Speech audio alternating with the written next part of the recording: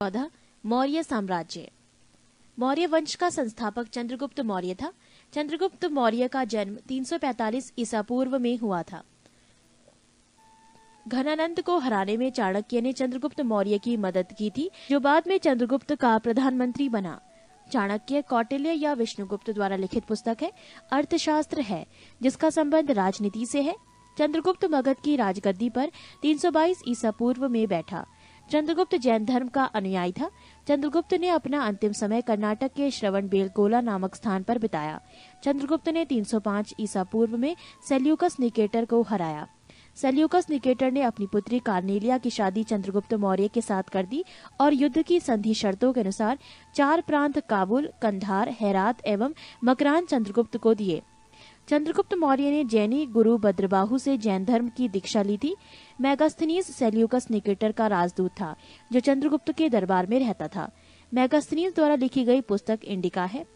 चंद्रगुप्त मौर्य और सेल्यूकस के बीच हुए युद्ध का वर्णन एपियानस ने किया है। प्लूटार्क के अनुसार चंद्रगुप्त ने सेल्यूकस को 500 हाथी उपहार में दिए थे। चंद्रगुप्त मौर्य की मृत्यु 298 ईसा पूर्व में श्रवणबेलगोला में उपवास द्वारा हुई। बिंदुसार। चंद्रगुप्त मौर्य का उत्तराधिकारी बिंदुसार हुआ, जो 298 ईसा पूर्व में मगध की राजगद्दी पर बैठा। अमित्रघात के नाम से बिंदुसार जाना जाता है।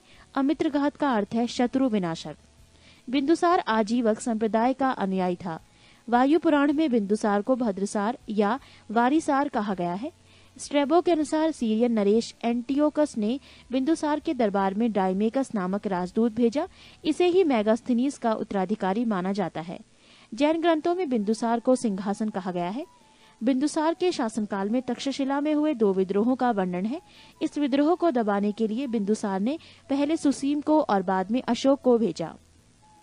एथीनियस के अनुसार बिंदुसार ने सीरिया के शासक एंटियोकोस ने बिंदुसार के दरबार में डाइमेकस नामक राजदूत भेजा। इसे ही मेगास्थनीज का उत्तराधिकारी माना जाता है। जैन ग्रंथों के बिंदुसार को सिंहसेन कहा गया है। अशोक। बिंदुसार का उत्तराधिकारी अशोक महान हुआ, जो 269 ईसा पूर्व में मगध की राजगद्दी पर बैठा।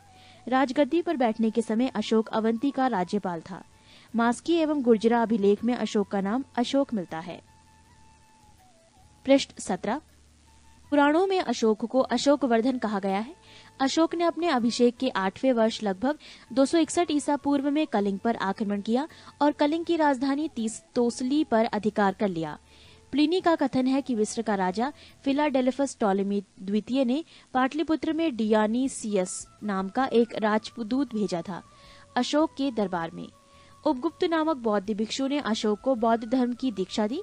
अशोक ने आजीविकों को रहने हेतु बराबर की पहाड़ियों में 4 गुफाओं का निर्माण करवाया, जिनका नाम कर्ज, चौपार, सुदामा तथा विश्व झोपड़ी था। नोट: अशोक के पौत्र दशरथ ने आजीविकों को नागार्जुन गुफा प्रदान की थी। अशोक की माता का नाम सुभद्रांगी था। अशोक ने बौद्ध धर्म के प्रचार के लिए अपने पुत्र महेंद्र एवं पुत्री संघमित्रा को श्रीलंका भेजा। भारत में शिलालेख का प्रचलन सर्वप्रथम अशोक ने किया। अशोक के शिलालेखों में ब्राह्मी, खरोष्टी, ग्रीक एवं अरमाइक लिपि का प्रयोग हुआ है। ग्रीक एवं अरमाइक लिपि का अभिलेख अफगानिस्तान से, खरोष्टी लिपि का अभिलेख उत्तर पश्चिम पाकिस्तान से और शेष भारत से ब्राह्मी लिपि के अभिलेख मिले हैं। अशोक के अभिलेखों को 3 भागों में बांटा जा सकता है: 1 शिलालेख, 2 स्तंभलेख तथा 3 गुहालेख। अशोक के शिलालेख की खोज 1750 ईस्वी में पाद्रेटी फैनथेलर ने की थी। इनकी संख्या 14 है। अशोक के अभिलेख पढ़ने में सबसे पहली सफलता 1837 ईस्वी में जेम्स प्रिसेप को हुई। अशोक के प्रमुख शिलालेख एवं उनमें वर्णित विषय: पहला शिलालेख, इसमें पशु बलि की निंदा की गई है। दूसरा शिलालेख, इसमें अशोक ने मनुष्य एवं पशु दोनों की चिकित्सा व्यवस्था का उल्लेख किया है। तीसरा शिलालेख, इसमें राजकीय अधिकारियों को यह आदेश दिया गया है कि वो हर 5वें वर्ष के उपरांत दौरे पर जाएं। इस शिलालेख में कुछ धार्मिक नियमों का भी उल्लेख किया गया है। चौथा शिलालेख, इस अभिलेख में भेरी घोष की जगह धम्म घोष की जगह घोषणा की गई है। 5वां शिलालेख, इस शिलालेख में धर्म महामात्रों की नियुक्ति के विषय में जानकारी मिलती है। 6वां शिलालेख, इसमें आत्म नियंत्रण की शिक्षा दी गई है। 7वां एवं 8वां शिलालेख, इनमें अशोक की तीर्थ यात्राओं का उल्लेख किया गया है। 9वां शिलालेख, इसमें सच्ची भेंट तथा सच्चे शिष्टाचार का उल्लेख किया गया है। 10वां शिलालेख, इसमें अशोक ने आदेश दिया है कि राजा तथा उच्च अधिकारी हमेशा प्रजा के हित में सोचें। 11वां शिलालेख, इसमें धम्म की व्याख्या की गई है। 12वां शिलालेख, इसमें स्त्री महामात्रों की नियुक्ति एवं सभी प्रकार के विचारों के सम्मान की बात कही गई है। 13वां शिलालेख, इसमें कलिंग युद्ध का वर्णन एवं अशोक के हृदय परिवर्तन की बात कही गई है। इसी में पड़ोसी राजाओं का वर्णन है। 14वां शिलालेख, अशोक ने जनता को धार्मिक जीवन बिताने के लिए प्रेरित किया। पृष्ठ 18, अशोक के स्तंभ लेखों की संख्या 7 है, जो केवल ब्राह्मी लिपि में लिखी गई है। ये 6 अलग अलग स्थानों से प्राप्त हुआ है। 1. प्रयाग स्तंभ लेख, ये पहले कौशाम्बी में स्थित था। इस स्तंभ लेख को अकबर में इलाहाबाद के किले में स्थापित करवाया। 2. दिल्ली टोपरा, ये स्तंभ लेख फिरोज शाह तुगलक के द्वारा टोपरा में दिल्ली लाया गया। 3. दिल्ली मेरठ, पहले मेरठ में स्थित ये स्तंभ लेख फिरोज शाह द्वारा दिल्ली लाया गया है। 4. रामपुरवा, ये स्तंभ लेख चंपारण बिहार में स्थापित है। इसकी खोज 1872 ईस्वी में कार्लाइल ने की। 5. लौरिया अरेराज, चंपारण बिहार में। 6. लौरिया नंदनगढ़, चंपारण बिहार में। इस स्तंभ पर मोर का चित्र बना है। कौशाम्बी अभिलेख को रानी का अभिलेख कहा जाता है। अशोक का सबसे छोटा स्तंभ लेख रुम्मीदेई है। इसी में लुम्बिनी में धम्म यात्रा के दौरान अशोक द्वारा भू राजस्व की दर घटा देने की घोषणा की गई है। अशोक का 7वां अभिलेख सबसे लंबा है। प्रथम पृथक शिलालेख में ये घोषणा है कि सभी मनुष्य मेरे बच्चे हैं। अशोक का शार ए कुना कंदहार अभिलेख ग्रीक एवं आर्मेयिक भाषाओं में प्राप्त हुआ है।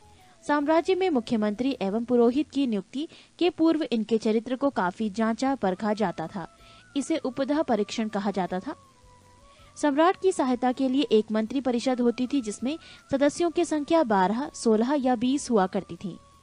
अर्थशास्त्र में शीर्षस्थ अधिकारियों के रूप में तीर्थ का उल्लेख मिलता है, जिसे महामात्र भी कहा जाता था। इसकी संख्या 18 थी। अर्थशास्त्र में चर जासूस को कहा जाता था। मौर्य प्रांत और राजधानी, उत्तरापथ तक्षशिला, अवंती राष्ट्र उज्जैनी, कलिंग तोसली, दक्षिणापथ सुवर्णागिरी, प्राशी पूर्वी प्रांत पाटलिपुत्र। अशोक के समय मौर्य साम्राज्य में प्रांतों की संख्या 5 थी। प्रांतों को चक्र कहा जाता था। प्रांतों के प्रशासक कुमार या आर्यपुत्र या राष्ट्रिक कहलाते थे। प्रांतों का विभाजन विषय में किया गया था, जो विषयपति के अधीन होते थे। प्रशासन की सबसे छोटी इकाई ग्राम थी, जिसका मुखिया ग्रामीक कहलाता था। प्रशासकों में सबसे छोटा गोप था, जो 10 ग्रामों का शासन संभालता था। मेगास्थनीज के अनुसार नगर का प्रशासन 30 सदस्यों का एक मंडल करता था, जो 6 समितियों में विभाजित था। प्रत्येक समिति में 5 सदस्य होते थे। अर्थशास्त्र में वर्णित तीर्थ: 1 मंत्री प्रधानमंत्री, 2 पुरोहित धर्म एवं दान विभाग का प्रधान, 3 सेनापति सैन्य विभाग का प्रधान, 4 युवराज राजपुत्र, 5 द्वारिक राजकीय द्वार रक्षक, 6 अंतर्वैदिक अंतःपुर का अध्यक्ष, 7 समाहर्ता आर्य का संग्रहकर्ता, 8 सन्निधाता राजकीय कोष का अध्यक्ष, 9 प्रशास्ता कारागर का अध्यक्ष, 10 प्रदेष्ट्री कमिश्नर, 11 पौर नगर का कोतवाल, 12 व्यवहारिक प्रमुख न्यायाधीश, 13 नायक नगर रक्षा का अध्यक्ष, 14 कर्मांतिक उद्योगों एवं कारखानों का अध्यक्ष, 15 मंत्री परिषद अध्यक्ष, 16 दंडपाल सेना का सामान एकत्र करने वाला, 17 दुर्गपाल दुर्ग रक्षक, 18 अंतपाल सीमावर्ती दुर्ग का रक्षक। पृष्ठ 19, बिक्री कर के रूप में मूल्य का 10वां भाग वसूला जाता था। इसे बचाने वालों को मृत्युदंड दिया जाता था। मेगास्थनीज के अनुसार एग्रीनो मोई मार्ग निर्माण अधिकारी था। जस्टिन के अनुसार चंद्रगुप्त मौर्य की सेना में लगभग 50,000 अश्वारोही सैनिक, 9,000 हाथी एवं 8,000 रथ थे। प्लूटार्क या जस्टिन के अनुसार चंद्रगुप्त ने नंदों की पैदल सेना से 3 गुनी अधिक संख्या में अर्थात 60,000 आदमियों को लेकर संपूर्ण उत्तर भारत को रौंद डाला था। प्रशासनिक समिति एवं उसके कार्य। समिति और कार्य: प्रथम समिति कार्य उद्योग एवं शिल्प कार्य का निरीक्षण, द्वितीय समिति विदेशियों की देखरेख, तृतीय समिति जन्म मरण का विवरण रखना, चतुर्थ व्यापार एवं वाणिज्य की देखभाल, पंचम निम्रित वस्तुओं के विक्रय का निरीक्षण, षष्ठ बिक्री कर वसूल करना। युद्ध क्षेत्र में सेना का नेतृत्व करने वाला अधिकारी नायक कहलाता था। सैन्य विभाग का सबसे बड़ा अधिकारी सेनापति होता था। मेगास्थनीज के अनुसार मौर्य सेना का रखरखाव 5 सदस्यीय 6 समितियां करती थी। मौर्य प्रशासन ने गुप्तचर विभाग महामात्य सर्प नामक अमात्य के अधीन था। अर्थशास्त्र में गुप्तचर को गूढ़ पुरुष कहा गया है तथा एक ही स्थान पर रहकर कार्य करने वाले गुप्तचर को संस्था कहा जाता था। एक स्थान से दूसरे स्थान पर भ्रमण करके कार्य करने वाले गुप्तचर को संचार कहा जाता था। अशोक के समय जनपदीय न्यायालय के न्यायाधीश को राजुक कहा जाता था। सरकारी भूमि को सीता भूमि कहा जाता था। बिना वर्षा के अच्छी खेती होने वाली को अदेव मात्रक कहा जाता था। मेगास्थनीज ने भारतीय समाज को 7 वर्गों में विभाजित किया है। 1 दार्शनिक, 2 किसान, 3 अहीर, 4 कारीगर, 5 सैनिक, 6 निरीक्षक एवं 7 सभासद।